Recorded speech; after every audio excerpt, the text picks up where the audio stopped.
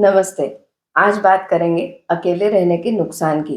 पर उसके पहले आप ये चैनल सब्सक्राइब कर लीजिए। चलिए आज की बात स्टार्ट करते हैं। क्या अकेले रह पाना एक स्ट्रेंथ है, एक ताकत है? जी हाँ, बिल्कुल। अकेले रह पाना एक बहुत बड़ी ताकत है। इसकी वजह से होता ये है कि आप और आपकी खुशी ना किसी पे डिपेंडेंट नहीं होती है। आप खुद में खुश होते हो और जिसकी वजह से आपकी लोगों से उम्मीदें, एक्सपेक्टेशंस भी कम होती है। पर पता है, ज़्यादा अकेले रहने से ना कई पर्सनल प्रॉब्लम्स भी होने लगते हैं। जैसे अगर अकेले रहने की ज़्यादा आदत लग जाए तो फिर हमारे आसपास के जो लोग होते हैं उनके साथ में रहने में हमें प्रॉब्लम्स लगने लगती है। अजीब सा लगने लग जाता है लोगों के साथ में ज़्यादा रहना या फिर लोगों के साथ में ज़्यादा बातें करना। कोई ज़्यादा बातें करे या दिल से बातें करे या अपने इमोशंस एक्सप्रेस करे तो एक चिढ़ सी आने लग जाती है। और इसका एक और डिसएडवांटेज ये होता है कि जिसकी वजह से ऐसे लोगों ना लोगों से इमोशनली कनेक्ट नहीं हो पाते हैं।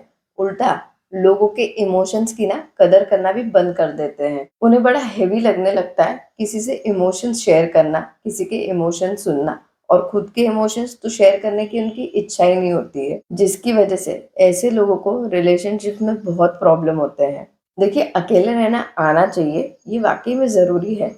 पर अगर हमारी फैमिली है, अगर हम फैमिली के साथ में रहते हैं, तो हमें ये समझना भी ज़रूरी है कि फैमिली के प्रति हमारी कुछ रिस्पॉन्सिबिलिटीज़ होती है और अपना टाइम उन्हें देना, उनके साथ में टाइम स्पेंड करना, ये एक रिस्पॉन्सिबिलिटी होती है। पर ज़्यादा अकेले रहते-रहते ना लोग सेल्फ सेंटर्ड हो जाते हैं, सिर्फ खुद के बारे में ही सोचते हैं। दूसरों की खुशी, उनके दुःख से, उनके इमोशन से, उनकी फीलिंग्स से ना ऐसे लोगों को कोई फ़र्क नहीं पड़ता है। एक इश्यू ये भी हो जाता है कि ऐसे लोगों की लाइफ में ग्रोथ रुक जाती है। आप खुद सोचो, हमारा नॉलेज कैसे बढ़ता है? हमारे अंदर कई सारे इम्प्रूवमेंट कैसे आते हैं?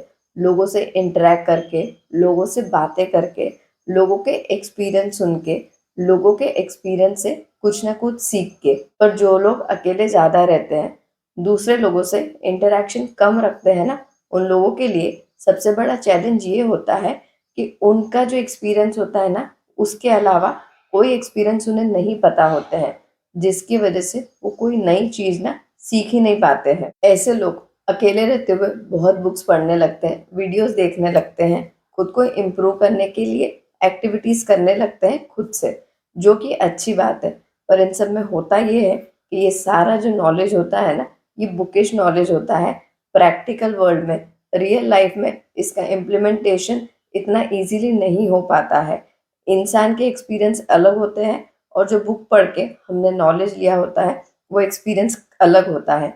ये दोनों एक्सपीरियंस 100% सेम नहीं होते हैं। इनफैक्ट ज़्यादा बुकिश नॉलेज ना कहीं न कहीं रियल लाइफ में कुछ चैलेंज ही क्रिएट करता है, स्पेशली रिलेशनशिप्स में। और इन सब के बाद में ना ऐसे लोगों के साथ में एक बड़ी ही अजीब प्रॉब्लम होने लगती है। ऐसे लोगों को अपने दिल में या अपनी लाइफ में अगर कभी खालीपन भी लगने लगता है ना, तो ऐसे लोग समझ ही नहीं पाते कि ये हो क्या रहा है। ये लोग नहीं समझ पाते हैं कि क्या प्रॉब्लम हो रही है, इसका रीज़न क्या है, इसका सॉल्यूशन क्या है। ये लोग नहीं समझ पाते हैं कि इन लोगों को किसी के साथ की ज़रूरत है, किसी की केयर की ज़रूरत है। और कुछ लोग तो ना अगर समझ भी जाए तो ये एक्सेप्ट ही नहीं करते हैं कि उन्हें किसी की नीड है। ऐसे लोगों को ये लगने लगता है कि अगर हमको किसी का साथ चाहिए और साथ मिल भी गया, पर अगर हमें उस इंसान के साथ की आदत पड़ गई तो हमारा क्या होगा? हम कैसे किसी के साथ में रह पाएँगे?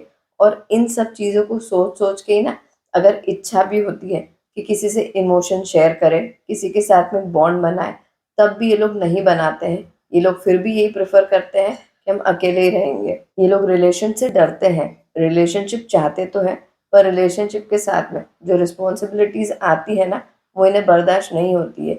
इन्हें अपना टाइम इतना ज़्यादा इम्पोर्टेंट लगता है ना कि वो टाइम किसी और के साथ में शेयर करने का ये लोग सोच भी नहीं सकते हैं। इन्हें ये लगता है कि कोई अगर आएगा तो हमारा टाइम माँगेगा, हमारा रूटीन चेंज करेगा और वो इन्हें डिस्टर्ब कर देता है। इसलिए ये लोग रिलेशनशिप बनाने के लिए कोई एफर्ट्स ही नहीं लेते हैं, जिसकी वजह से इनके जो इमोशनल नीड्स होते हैं ना, वो कभी फुलफ़िल नहीं हो पाते हैं। और ज़्यादा अकेले रहने से ना ऐसे लोगों की एनर्जी भी ना सेम हो जाती है या थोड़ी डल हो जाती है, क्योंकि किसी से बातें नहीं करते हैं, कोई एनर्जी एक्सचेंज नहीं करते हैं, हँसी मज़ाक नहीं रहते हैं, बस अपने में ही कहीं न कहीं खोए रहते हैं।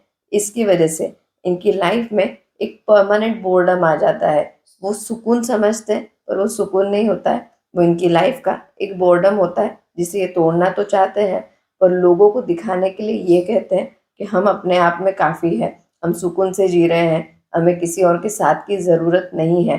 पर एक्चुअली में इन लोगों को ज़रूरत होती है। और एंड में इतना ही कहूँगी कि योगी, साधु, तपस्वी ये लोग बहुत तपस्या करते हैं अकेले रह के, पर उसके पहले ये लोग अपने परिवार को छोड़ चुके होते हैं।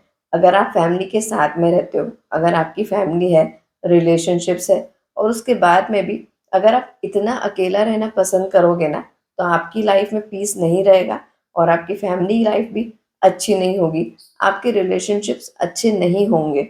इसलिए अकेले रहो, ये एक स्ट्रेंथ है, पर इतना अकेले रहने की भी आदत मत डाल लो कि आपको लोगों के साथ में रहने में ही प्रॉब्लम फेस होने लग जाए।